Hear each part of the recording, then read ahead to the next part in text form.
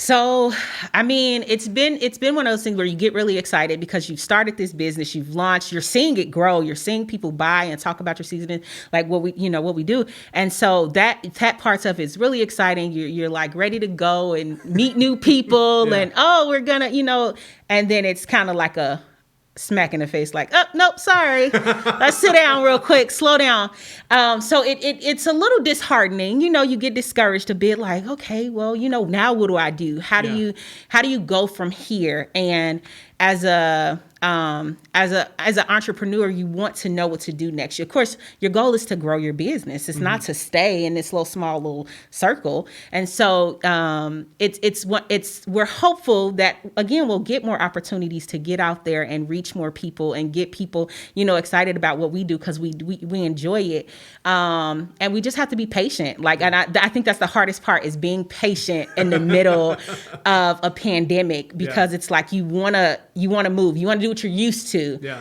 And the circumstances say, no, you can't do what you're used to right now. So let's bring it back just a tad bit. So, I mean, it's been a process, but it's still encouraging, because people are still talking about it. You're still getting customers. It just may not be at the pace to which you would like it to be. So, well, and I'll tell you what, I was kind of taken aback when we talked to the SBDC a couple months back, that like I had felt like your brand had been in front of me for a year and a half. You're like, no, not at all. Like, and I was like, that to me, like, said something just about the way that you've already positioned yourselves and the way that you've brought it to market, so rapidly with an immediate social circle. And like, it looks and it feels and it sounds, and I haven't tasted it yet, but I'm sure that it tastes like, the business that you want it to be. Yeah. Yeah. Well, it's crazy for me, because I sit back some days and you don't know what to expect when you launch a business. And I mean, I gratefully am connected with lots of entrepreneurs, right? Yeah. And I see so many times, how do you get sales? How do you get sales? How do you get sales? Like these people who, I've been open for months and I still don't have any sales. And you see that type of stuff and you're like, that's the reality of this, is that as an entrepreneur, you can go months, especially when you're in a sales position. And even if you're in a service, industry, there can be months where you don't have anything, where you're not getting clients, where you're not. And so you sit back and you watch something happen and it just take off. Like we've sold out 3 times at this point. And again, we just launched in February. You don't expect that. You don't. That is not what you go into this expecting. I didn't know what this would look like when we started. And it's been exciting to watch. And it's for me and my husband, as Christians, we sit back and we're like, God, thank you. We're grateful for what we see and how this is coming together for us. And it's exciting and scary at the same time. But I definitely did not intend the way that it just kind of took out. We were like, oh, okay, well, we're doing this. Let's go. Like, let's do it. Well, and this wasn't business number one for you. So you understood like how unsuccessful businesses can be, right? Absolutely.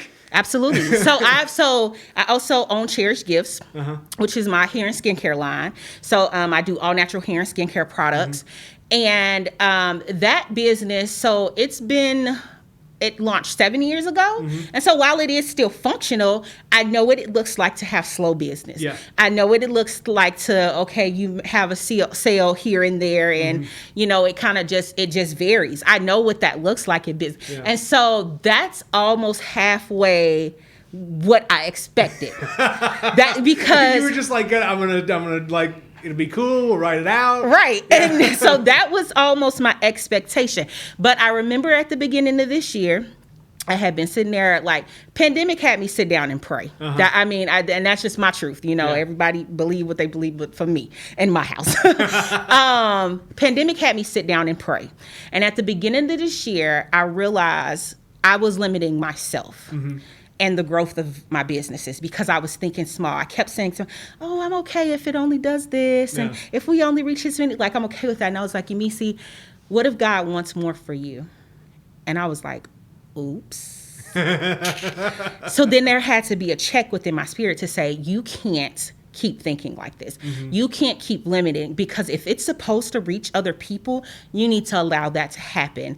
And so I had to sit back and stop. I had to stop being scared of what success looks like. I had to stop being scared of stepping out and talking to people, because like in a conversation I could do it, but like my husband, he can go up to anybody. I tell people he could sell a tree to a forest, because that man can go up to anybody, and I'm not that person, right? Like I am the person who I'll go and I can talk to you just in general conversation, but like just, oh, let me tell you about my products. That's just not my norm. And so coming out of that and being a little more, this is what I do. This is who I am. So now when I introducing myself as the owner of a company, or companies rather, and instead of, I'm just Yemisi and, I do this thing. So this is like taking ownership of it and allowing it to get to a place of where it's going to go. And I know this isn't the end of it. It may be, it's just starting out, and we're seeing so many different things. We've seen so many successes, so I'm grateful for that, but I know there's more for it. And so just getting excited about it and having that expectation for it, like no matter what. so yes. And I think that sets expectations for episode 90 of the WTF Carbondale podcast, where we talk to interesting people about their interesting lives, and we tie it all back to this little old place we call home, Carbondale, Illinois. Episode 90, Yemisi Anderson, thank you. I'm so happy to experience the J Effect in full force. Yes. Right here, right now. I'm in a very similar boat that you're in terms of like the like finally like taken seriously some kind of business that you've been working at for years and years and years, right? Like I've had a small business since 2014, just doing social media. Yeah. Right? Like up and down. Like I've had a lot of clients. I've had a few clients. I've just been back and forth. And now going into the incubator, getting a space over there. Yeah. It's like, okay, time to break out and do something with it. Yes. Right? And so like I'm really in a kindred spirit space right now with you on this, of like having spent years doing something that you're supposed to be doing. One of the many things that you're supposed to be doing. Yes. But how much are you putting into it? Getting invested in your business. where you need to be. So no, thank you for lifting my spirit in that aspect in this conversation. Yes, absolutely. So why seasonings? Like what brought you to the J Effect? So me and my husband love to cook. Like that, like literally I love him, but literally this is how we met. Oh, do you like to cook? Yeah. So I'm looking at him in the barbershop like, yeah, why are you talking to me? Why are you asking me this? And he's like, do you like to cook? I'm like, yeah. He's like, well, maybe we get together and you cook sometime. Okay, sir. And I politely walk back to the back of the shop. And so like literally that's how me and my husband like came to be after that. The wackest conversation in my life, but I love him to death. Like that's my husband. I'm glad he doesn't have like the best pickup lines, because clearly folks out here. But I love that about him. And so that's how we started. We love to cook. If you could see that man on the grill, he is at peace. Like it's just one of his favorite things. We love entertaining people. We love having people over to our house. I hate COVID because I really would love to get a group of people together and just feed them.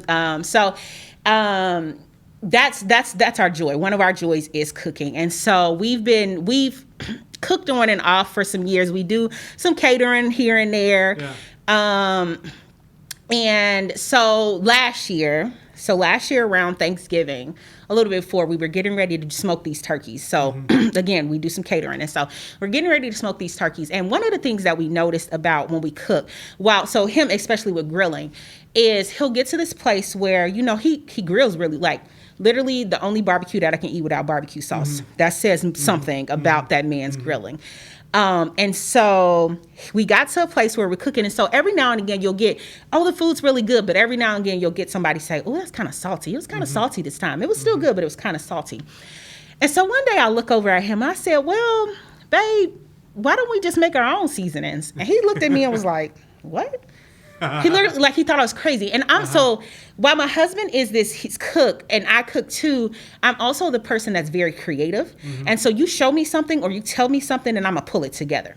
And so like I love, the one thing I love about cooking is tasting different flavors and being able to like, okay, how can we make this work? And so one day I sat there and I started examining jars of seasoning. What's in here? What's the basis? Okay, you got your garlic powders, your onion powders. Okay. And I said, well, why don't we do it ourselves? He was like, are you crazy? I said, okay. Because that's one thing, like, you let a person think whatever they're going to think. And so starting in November of last year, we start playing. Let's figure out this recipe. So what became our original recipe, we start playing around with it. So we really wanted to make sure the salt content was down. That was our goal, ultimate goal. And then we did not know we were going to be selling seasonings. Like we actually started off with the intent of using it for our foods, for what we cater. Yeah. And so, we started with this original recipe, and so we tried it with, like, when I say the bare minimum of salt, bare minimum, it did not work. You need salt. Yeah. Salt is not, now you don't need as much salt as we consume as people. Yeah. But salt helps bring things together, so it's good in moderation. And so what we did was we started mixing all of our spices together, and salt would be the last ingredient we added. So we can add a little bit. Okay, let's try it.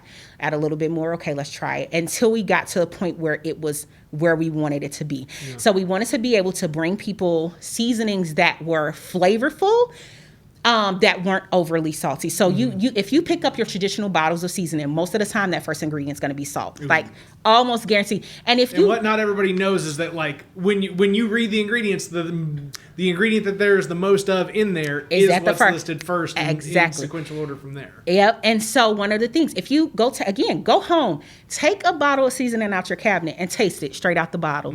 You are going to gasp for some water, because it's going to be salty. Yeah. You're not going to get that with our seasonings. You're going to taste the garlic. You're going to taste the onion. You're going to taste the paprika. You're going to taste all the different flavors.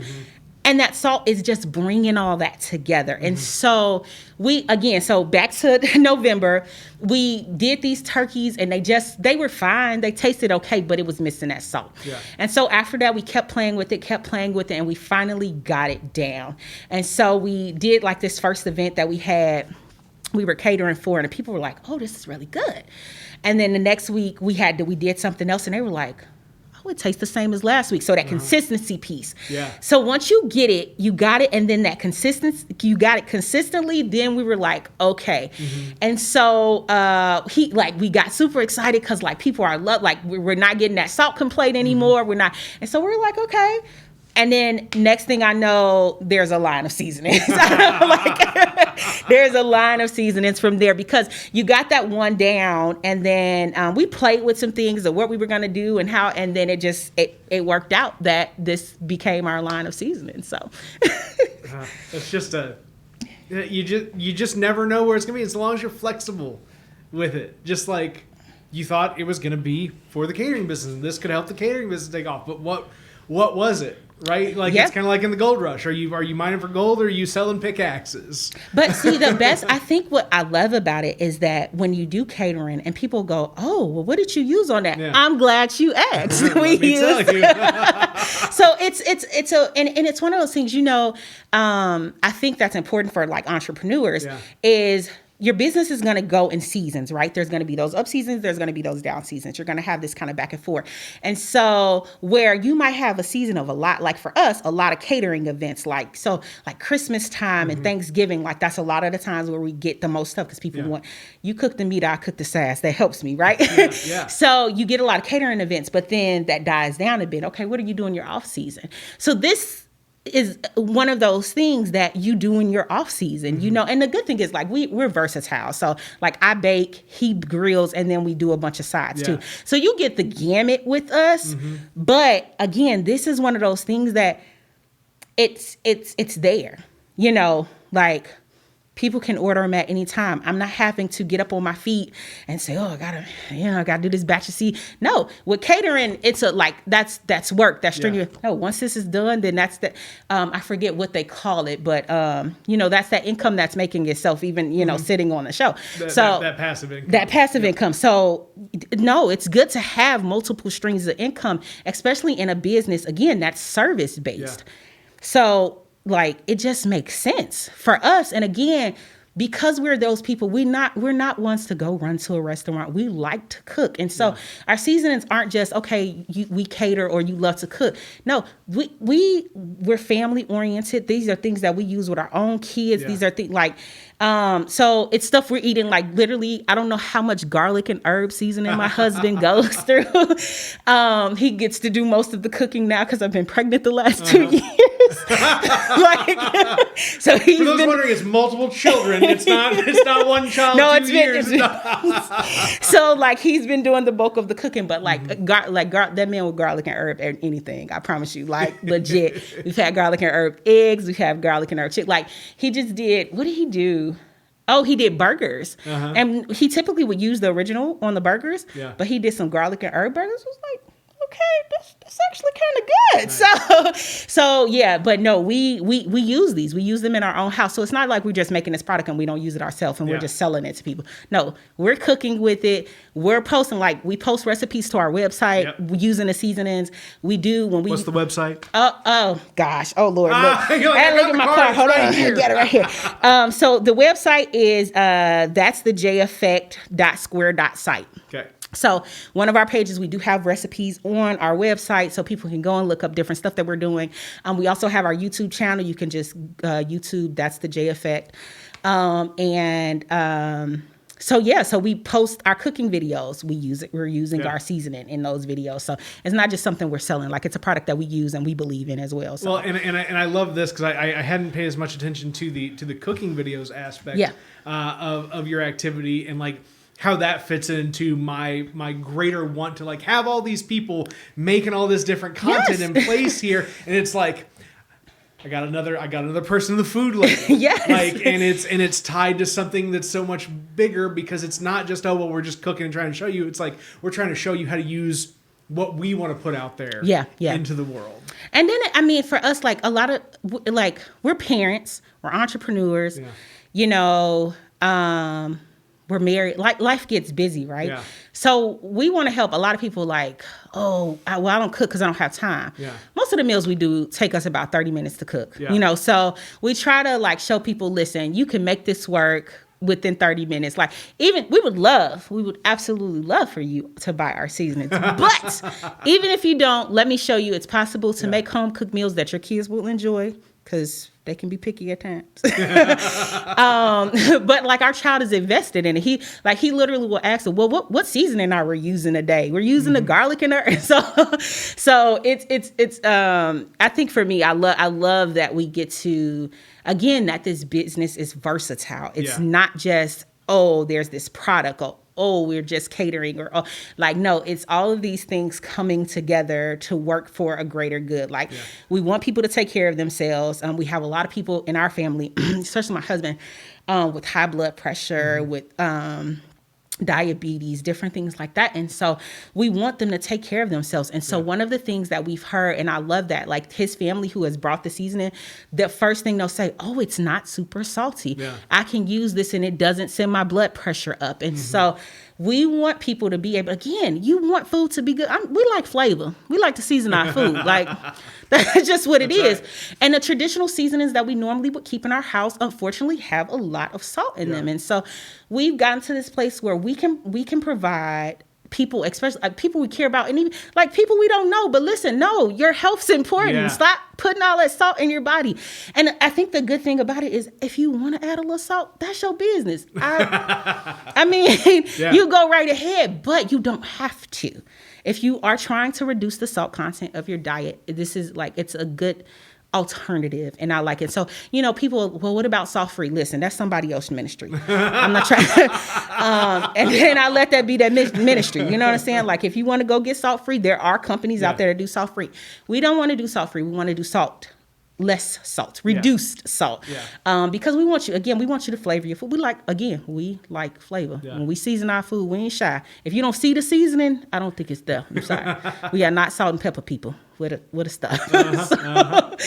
Oh yes. The other component to this that I really appreciate is how you identified, right, the church kitchen as the community kitchen, and like understood that from the get-go that this wasn't just a, hey, let's throw it together in our kitchen and like go for it type deal. You were like, I want to be able to know, and having that early childhood education background, you knew all about all the licensing components and how you had to keep a kitchen all together. So it was easy to just make that transition. Say, okay, here's the business idea. So how was the reception from your church people? So like I said, we used to, prior to doing this, we had we would do like Saturday meals and stuff. And so like what we would do Friday, Saturday meals, we would do like a lunch special.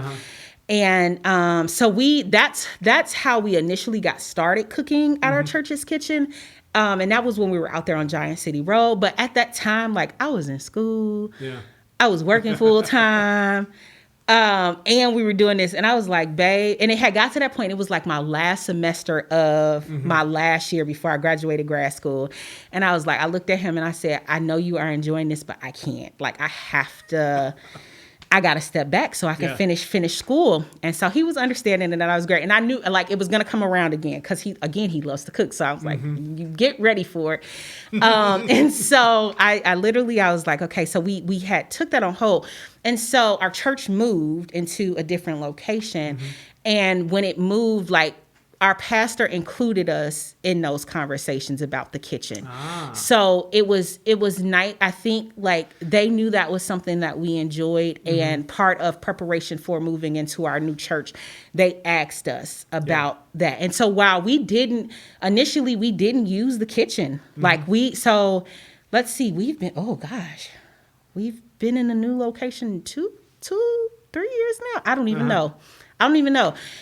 So initially we didn't go straight back in doing the events. We didn't go straight back in cooking. But like even in conversations, like talking to my pastor, like as we were getting ready to launch and do this again, hey, what do I need to do? And he was, very welcoming to us and very like, just let me know what you need. This is who else is using the kitchen, just being, so being very flexible with us and being, and just being welcome into that process. So it was good for us because one, just that's like a part of our family. So just feeling like, there's not this pressure of if we had to rent out a space, if you have to pay them this monthly use and all of those things. Like we don't have to worry about certain things like that. So we can start off small and there's not this added pressure, and we can get to where we're, going to be, and having that room to grow, again, starting out when you don't have as much income coming into your business, those overhead fees can like kill a business. We see all the time. Like how many times have we walked around Carbondale and a business is open 1 second and then within a year or two it's gone. It's amazing. It's amazing how an introductory rent rate can double or triple within a year, and how that particular pressure point pushes somebody out of a location, out of a town, out of business altogether. I go back to the incubator, just being so lucky to have access to a resource like that. So how did you get first hooked up with the incubator? Have you been doing incubator? Oh gosh. Or engaged with the SBDC for a while, or is it a relatively new thing for you? No, actually, so I think I first, it actually was a little bit before that. So with Cherish Gifts, with Cherish Gifts, I think was kind of part of how I first started with them. But then I also, again, I'm an early childhood educator. That's my, my background. That's, where my education is. And the goal is to at one point have a child care center. And so that is initially how I started off with them was, okay, what do I need to do to get this business going and things like that? Because the daycare that I was working at was closing. And We need a childcare in Carbondale. We still need childcare in Carbondale. We still like it's still a thing. Even though like there's another center in the place now, there's still it. When we were there wasn't enough. Well, in the amount of right, so we now have families in place of what normally would have been college folks renting out, right? So because we have a segment of rental properties that have reached out beyond the college crowd, because we have fewer college folks, we have more young families that like need more attention than what we're providing as a town right now. Exactly, and so. I was trying to get that launched and things just didn't pan out. It happens. Yeah. One day I'm just waiting. It's still, I'm still literally have materials ready to go. Well, imagine having the underpinning of something like give a couple more years of the J effect, and it is its own cash flow that can stabilize the risk that goes along with pursuing something that's got a lot more moving parts and really overhead risk. From salaries to facilities, right? I'm telling you something that you already know, right? Oh no, but for the audience sake, that just the cost of trying to do anything in childcare is astronomical, and then the lack of value that society decides to assign to it on the other side. Then I'll let you run from there. Let's not even go because we are not glorified babysitters. Let me be clear. You got to take care of one or two of your kids. We taking that. Oh, okay, yeah. But anyway, no, that yes, all of the yes. Childcare is so needed. It's so important, right? It's such a vital thing to society. Like, people do not understand those first 5 years set the tone for a child's life. Yeah. And every part of me wants to be a part of that. Yeah. And so that's not something that's ended. It is literally something that's been a whole lot. So in that meantime, like the daycare closing, even though I didn't get the chance to do the center because of all the things that happened, I ended up doing in-home childcare. Yeah. So we did that for a while. So that is how I initially got connected with them, was, trying to figure out the ins and outs, writing my business plan for the daycare, writing all of these things. And so I started out doing that. And then again, things didn't pan out. So I pulled away for a while, but I knew it was there as a resource. So gratefully, I knew about it for years. And then when it was time to launch the J Effect and take Cherish Gifts seriously and take it from a hobby, I was like, you need to contact the incubator. Yeah. And so I remember I sat back, I was like, listen, it's time. I need to get my LLC. I need to do all of the steps. I need to get registered with the state. I need to do X, blah, blah, blah, blah, blah. And I'm grateful I had that resource because a lot of people do businesses. A lot of people have little side hustles and things like that. And again, when I said at the beginning of the year, it was time for me to set myself up to be bigger and not stay in this little box. And so a part of that was getting serious. So getting serious about the finances of the business and writing down what I'm spending. Because how do you really know what you're making if you don't write down what you're spending? Yeah. Whatever, you learn. You learn. And so getting to a point where I record all of our expenses, getting to a point where, my businesses are registered. They have their own FEIN and everything and connected to my social security number, because you don't need to be out here like that. Do legit business. Like, and I was never one of those people that didn't want to do my business legit. It was just one of those things where it was a side. It was a side thing. It was not my main source. And so now these are my babies. And so how do I take care of my babies? How do you get serious about them? When something happens, you take them to the doctor. They need this, you go get that. And so I need to position myself to be able to do those things with my babies. Yeah. And so I got all of our paperwork done. So literally, one of the things I'm learning to do to move in silence, shut up until it's ready to go.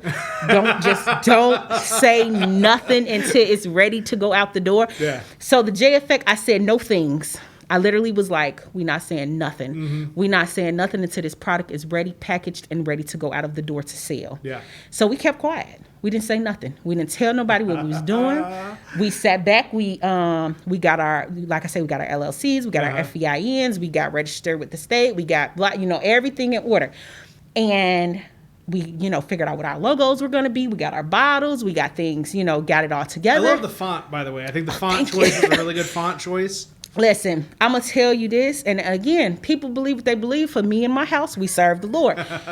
When I tell you pandemic was pray time for me, pandemic was pray time. Yeah. And so one, I was pregnant. And two, and my pelvis hurt so bad through that pregnancy. So I literally was confined to a chair for most of my pregnancy. Like I literally slept in a recliner for half my pregnancy because that was the only thing that was comfortable. Yeah. And so, but during that time, as frustrated as I was, I talked to God. Yeah. I was like, I don't have nothing else to do. So I'm sitting here and I cried some days. I was frustrated some day, but I prayed. I literally spent that time in prayer. And every time I would turn around, I would get the vision for something. Yeah. So our logo, okay, I know what our logo is. All right, our slogan. Okay, I know what our slogan is. Mm-hmm. How even down to the recipes. People may think I'm crazy, but literally like especially a garlic and herb. Yeah. I remember when it came to my mind, let's do a garlic and herb. I said, well, Holy Spirit, what's the recipe? What is the recipe? Mm-hmm. And when I tell you ingredient by ingredient, that's one of our best sellers. Like when I tell you the seasoning that gets the most people going is that garlic and herb. So again, that's just me. Yeah. That's me.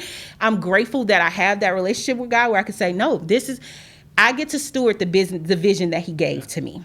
What is it, the difference between having the abundance of time that you put into prayer versus the touch and go prayer as is most often represented in society, right? The 30-second prayer before dinner versus I have this time and I can either dwell in my own mind or I can dwell in the Holy Spirit. Yeah. Right? Well, I think there's a clarity. There's a peace that comes, right? Like there's that scripture in the Bible that talks about a peace that surpasses all understanding. Mm-hmm. That is what I got because in the midst of a pandemic, I don't have a job.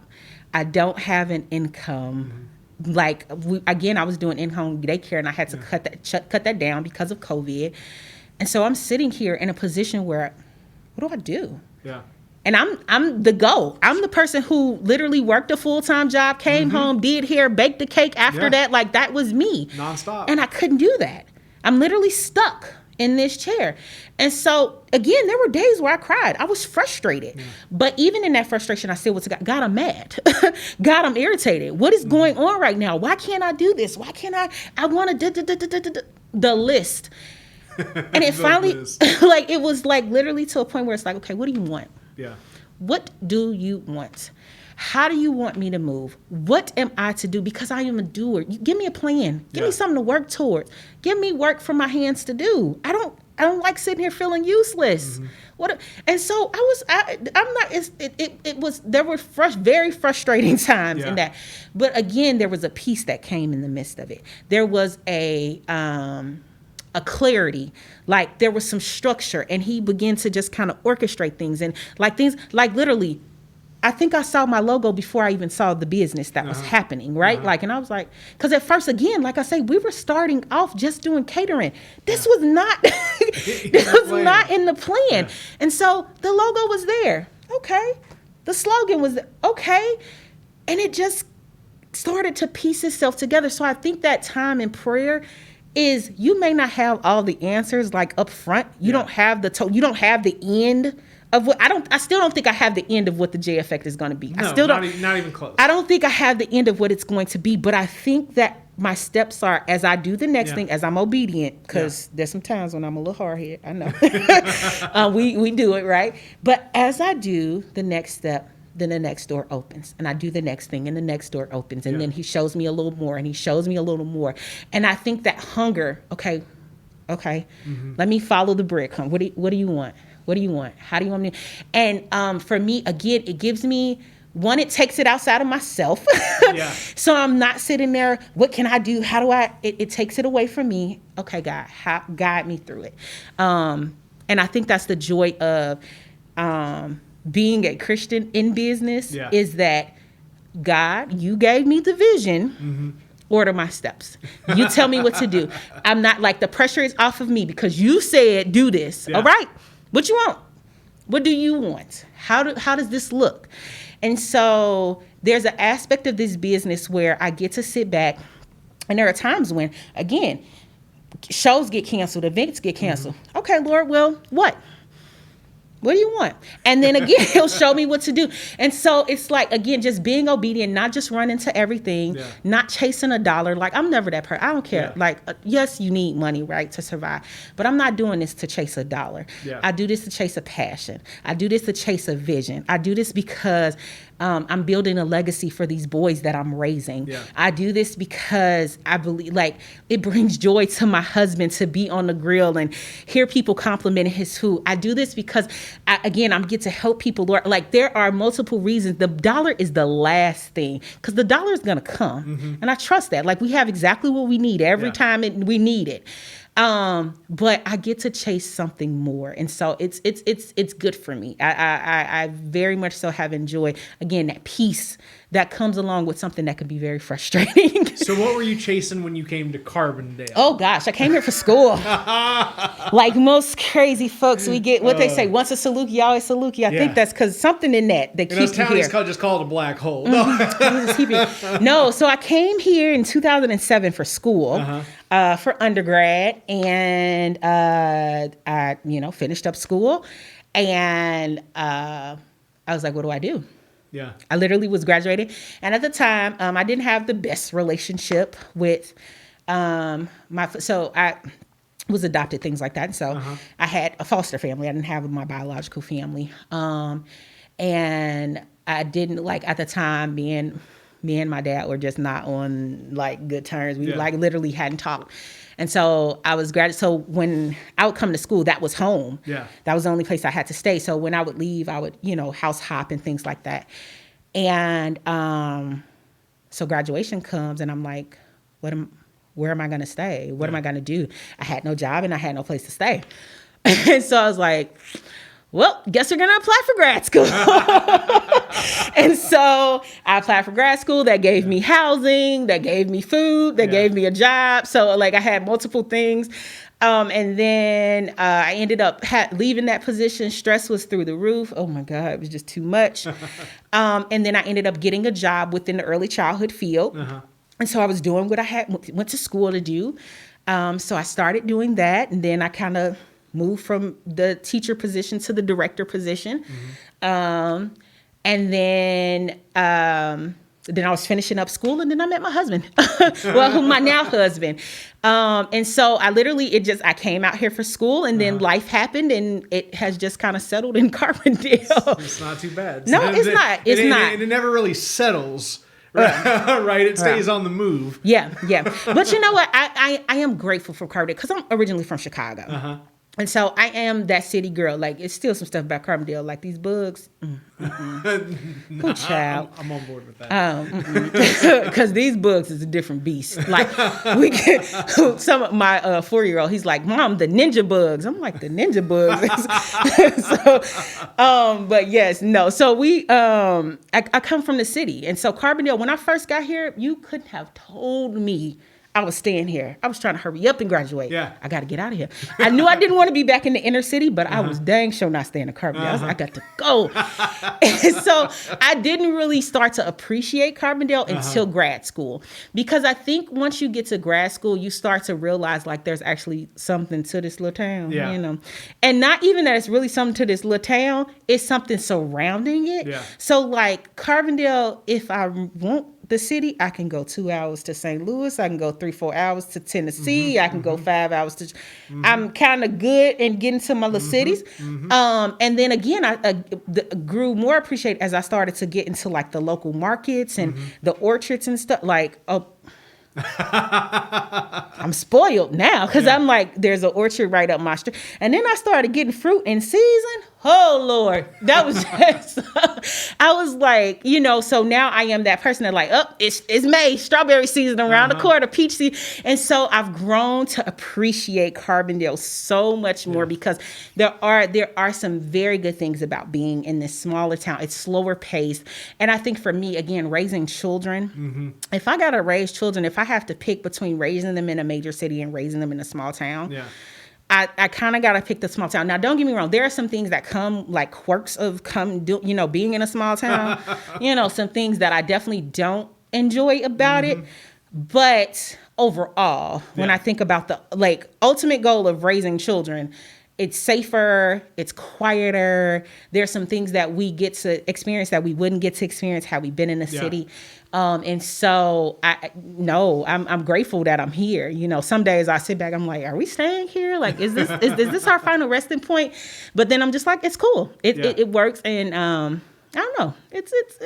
I'm starting. It has grown on me a whole lot more. So yes. get you anchored a little bit once it starts to. Yes. Well, and that's really, you know, the. I'm sorry for the bug. There's a cricket. And it ain't nothing that can bite it. I'm fine. It ain't gonna bite me. So. I'm still working out the kinks with the room and the handful of bugs come through. I'm not a bug person. I did the podcast with Sheila Simon a couple of several episodes ago, and I actually had to jump up and scoop up a cricket, but that one seems to have moved itself right on down the line. It would, like if it was a wasp or something like that, then you know. But crickets, I'm lucky that it's like only crickets and moths in here. I could tolerate them. I don't do bugs, but I ain't jumping from all of them. Yeah. First off, I don't have that much go in me.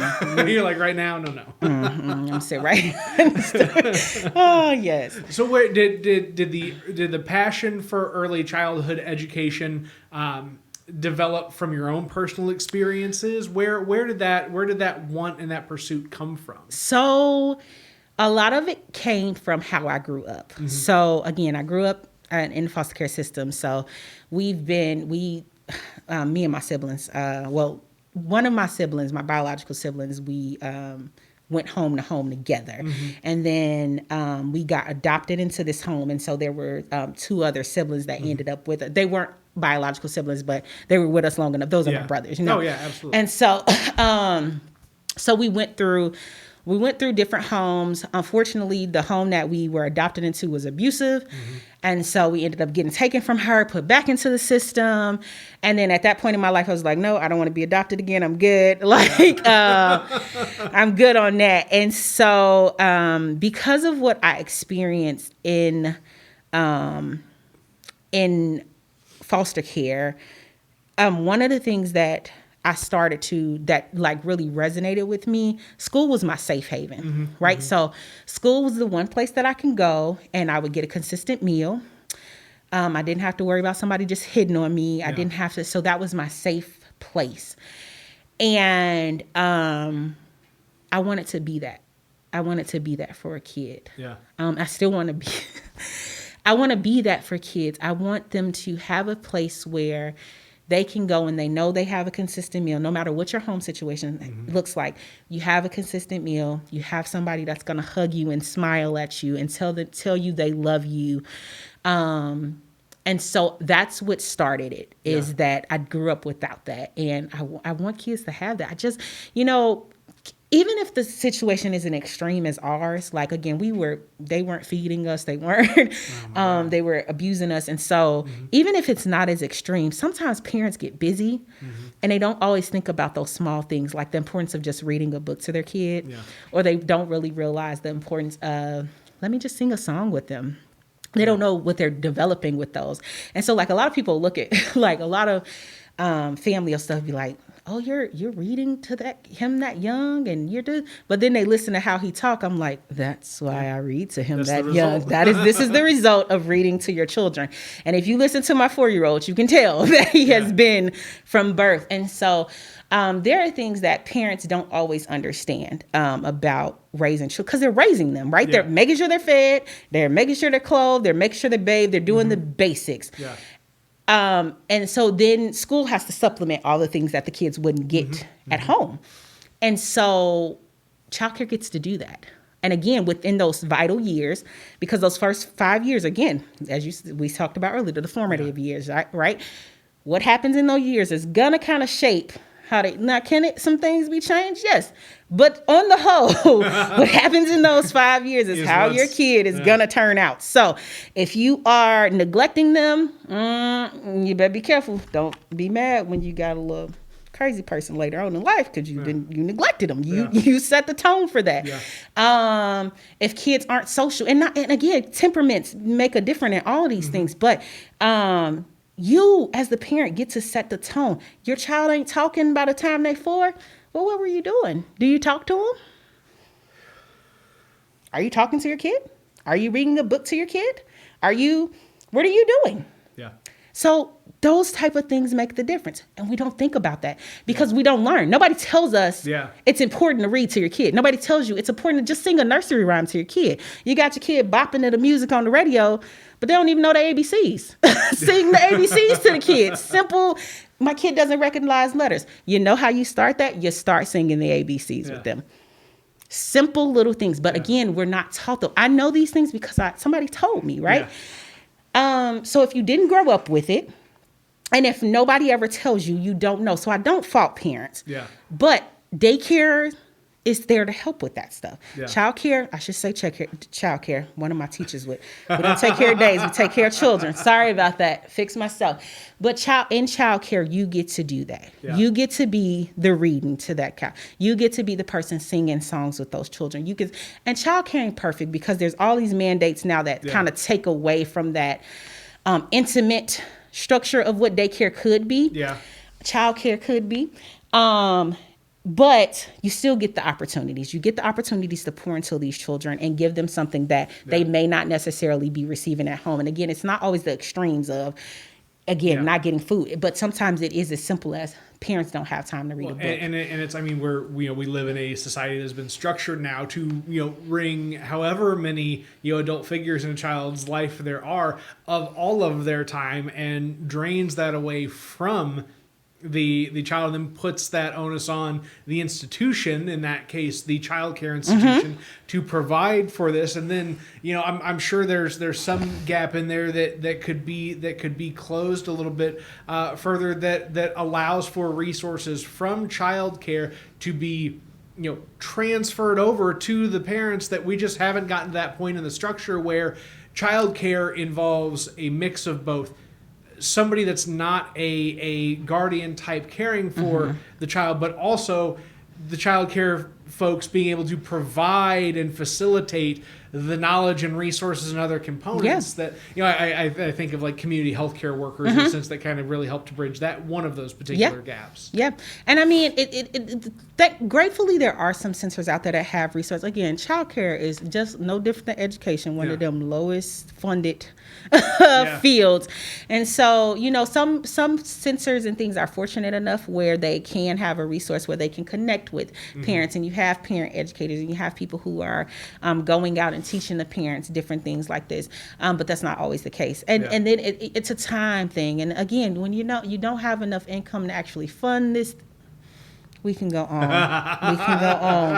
It's one of those things. Oh my God, that's a whole conversation within itself. So it's hard. Like early childhood is one of those fields that doesn't really get what it needs to function. But again, did they stress that in school with you? One of the things I knew early on, if you in this for the money, don't you in the wrong field. Like absolutely, because you do childcare for the passion. You do not do it for the income, because it is rare. It is rare that you are going to receive the income that you should. And I mean, that's just the harsh reality of it. And especially depending on the area you are in, which is, again, we can go on for days. And we know, first off, the fact that early childhood is even acknowledged the way that it is today is only within recent years, right? For the longest, they're just babysitters. I will punch you. No, we are not. We do more than babysitting, okay? We are not sitting here just changing diapers and feeding your child and putting them to sleep. Like, absolutely not. Like, sometimes we are your child's first teacher. Like, because even though the parents, that's me, should be their child first teacher. I love y'all. Take some responsibility for kids. But no, early childhood educators are the child's first teacher in most situations. And so we're teaching your children.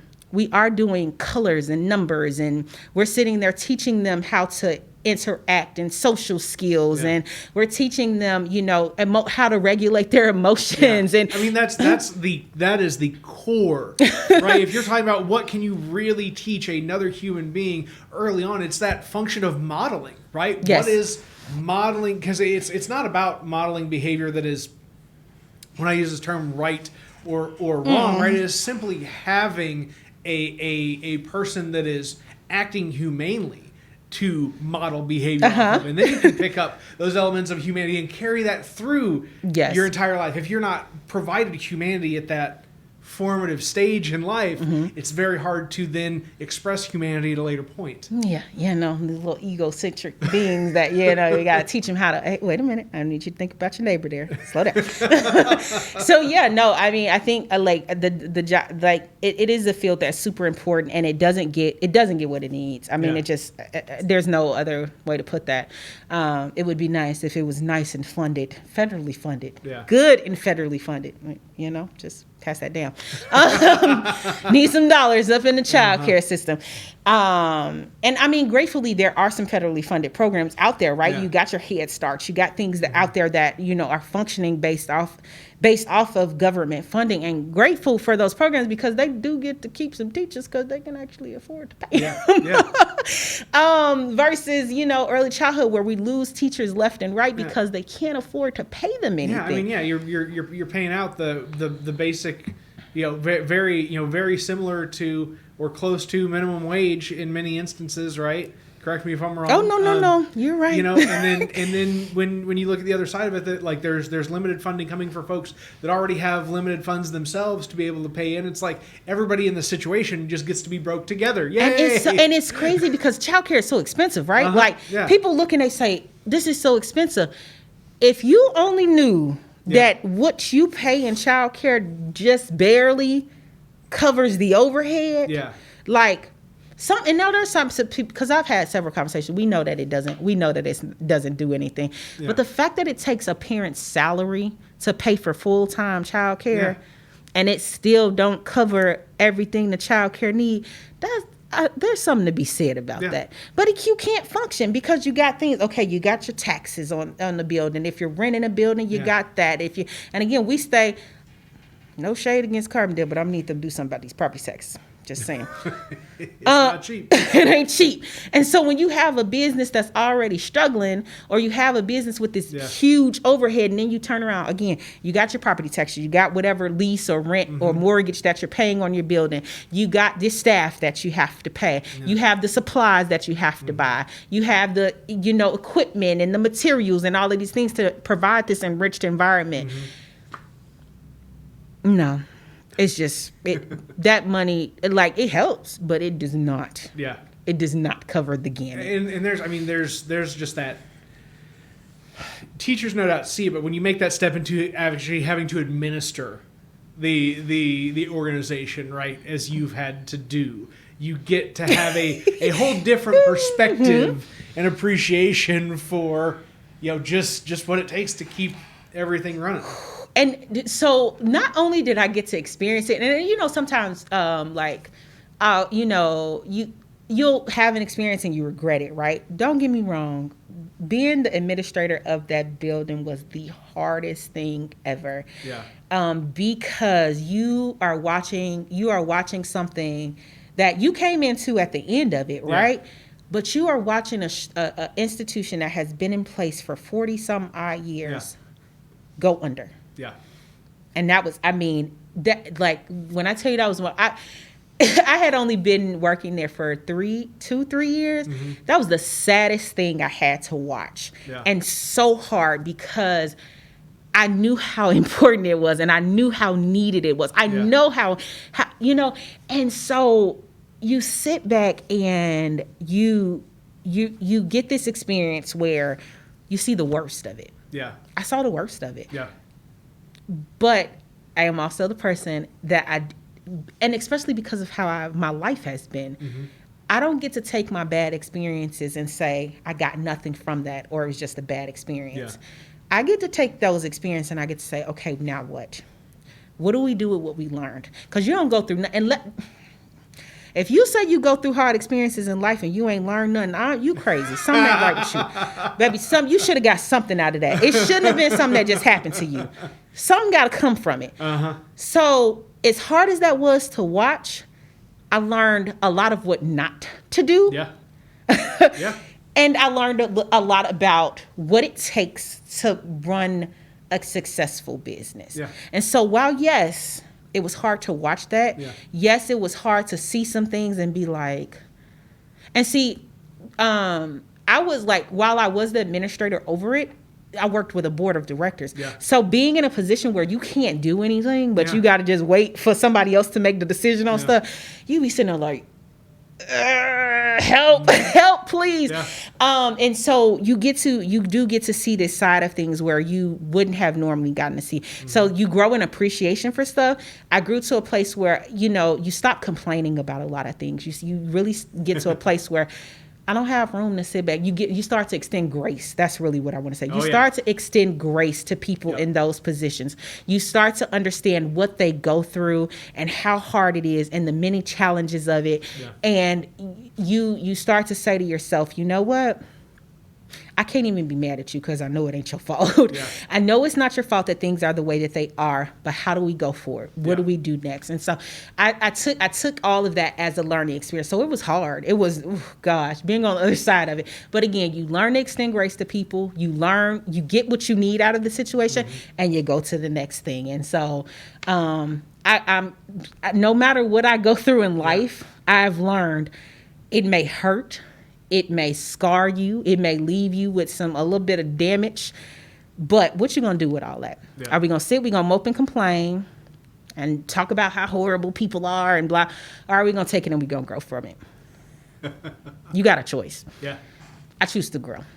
I choose to take it and do something better. So, man, that's just such a fulfilling conversation. I didn't know how bad I needed it. So I appreciate that. So one last thing, and tying it back, ending where we began on the J effect. I think these were two really good, like all-encompassing components of you and the work that you put in around you. But the launching a Black-owned business at a time where there's starting to be more acknowledgement of the value of Black-owned businesses. What has that kind of experience been like for you? Wow. Oh, you gosh. That is not a loaded question, but loaded. So it has been interesting because I am one of these people who... What do I value most, right? Now, while I am a Black business owner, I'm a woman business owner, so I hit minority marks, in multiple areas. I'm a Christian first. Yeah. And so while there are times where I definitely like that component of being a Black business owner, like, hey, support the Black business owners. I go back and forth because it's like, is that the most important aspect of what I do? So it's kind of hard because you do like, it's a good time because you do like, you get to kind of jump in on this kind of bandwagon of things like, hey, Black owned business here, support us, help us grow, because that is important. I think like that. So again, so Christian first. So that value comes in my head first. Yeah. But then I am a minority. I am a Black owned, a Black business. I am, again, I'm raising Black children. So, there is a piece where I want them to feel a piece of value in society, and I don't want them to grow up feeling like, well, I'm less than, or I don't have, or I don't. No, your skin color is not going to limit you, young man. And so, because there is that other piece of it, I do. Again, participate in some of it because I do think it is important. Because, historically, Black-owned businesses just do not get what they need. There are, unfortunately, when you look at like a lot of the major companies and things like that, most of them are not Black-owned, right? And so a lot of us do stay small. A lot of us this is it. And a lot of them don't go long because you don't get the support you need. You don't get, and that's small business in general. Yeah.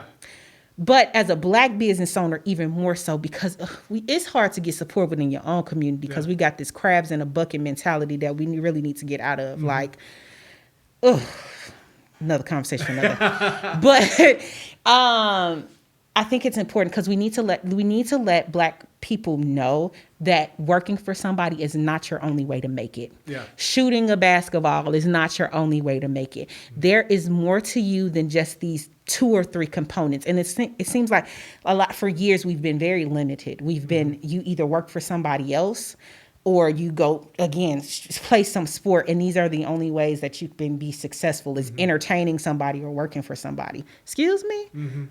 Last time I checked, we got way more often than that. Let's just be real. So for me, I love that this is a time where we get to highlight Black businesses. We get to say, like, we are more than just serving somebody else.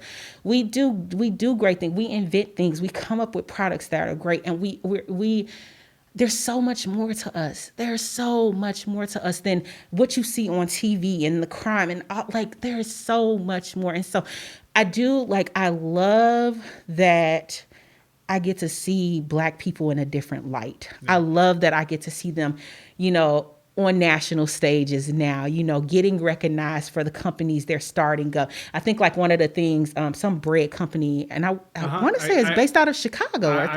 I can envision their branding. I can right. their name right now, but I know what you're talking about. So Absolutely. To see that on a national platform, that's encouraging, right? Because even you think about Black kids and representation, right? You think about that. Like what it is like to see somebody who looks like you doing what you may one day do. Like the fact that my child can say things like, oh, Mom, I'm going to be this, or I'm going to be that, I'm going to be that, because he sees people in those positions. But he also, again, because he sees us as entrepreneurs, Mom, I'm going to be a barber. Mom, I'm going to be this, because he sees his parents doing it. Like watching him cook, I'm going to be a chef, So when you have Black people in these different types of positions, the kids that are coming up under us get to understand that there's more for them out there, that they're not limited. And it just broadens their horizon. It gives them so much more. And again, for me, that ties back to that piece of early childhood, but it also, again, me in raising my sons, like giving them more. They don't you have options. You want to go to school and get an education? So we've gone to school and gotten education. So while I had formal education in the sense of I have my master's degree, my husband went and he did, I don't know if it would be considered a trade, not trade, but he got his barber license. He did his associate's degree. So 2 different routes, but we both went to college, right? We're both, my husband has owned a barber shop. And we've also had we both have home-based businesses. We've also worked for people, right? So we've had the gamut of experiences. So I'm hoping that we are passing down to our children. It does not matter what you do, whether you decide to work for somebody, whether you decide to own your own business, whether you decide to, however you decide to do it, you have an option. You have some choices. I look forward to the book on this. And I feel like, yes. Again, as we talked before the podcast, right, the intersection of your experience and understanding in early childhood education and your immediate pursuits in entrepreneurship, their intersection now at the formative years for the children, and just to see what that looks like trajectory-wise over the next 15, 20 years, and then all the lessons that you're going to be able to share with folks. I mean, you're going to be on stages telling people and here's the 10-step process for being the right parent for your entrepreneurially spirited children, or whatever they want to be. Yes. So the last thing I'll close out on here, and I appreciate your navigation of that question with grace. You were like, hold on now. No, the map. Yes. The map. How many states are you in this here and now? So right now, I think it's 17 or 18. Prego brain, forgive me. Hey, so it's 17. Listen, it's 17 or 18 states at this point. So we just got. I want to say we just hit 18. I won't say that, but so 17 states now between both businesses. That's but. Between both of our businesses, we have reached 17 or 18 states. That's phenomenal. I love that. So my goal, because I took this business class, and one of the things where she was like, set goals. I had never done that before. Like, but you don't think about how important it is. Like that, write the vision, make it plain. That's what goal setting is, right? You're writing down your goals so you have something to envision. Let's make it plain. Yeah. How do we work to that? And so my goal was I want to reach 25 states by the end of this year. Yeah. That's my goal. I got 17 of those states already. Okay, let's go. All right, so we're not even like 25 more states on top of where we're at. We just need another 7-8 states, give or take. Right. So Cool. I feel like that's a doable goal. Like in my book, that's a doable goal. So it's exciting to watch that little map fill up. Like every time we get a new state, I'm like, oh my God, pulling out my color pencil and filling in a new state. It is the coolest thing to watch this map fill up. And not even just 17 states, but another country also. That There like, whoa. Now that, when I tell you I sat in my living room and I was like, are we really shipping this to another state? Like, I'm in another country? Huh?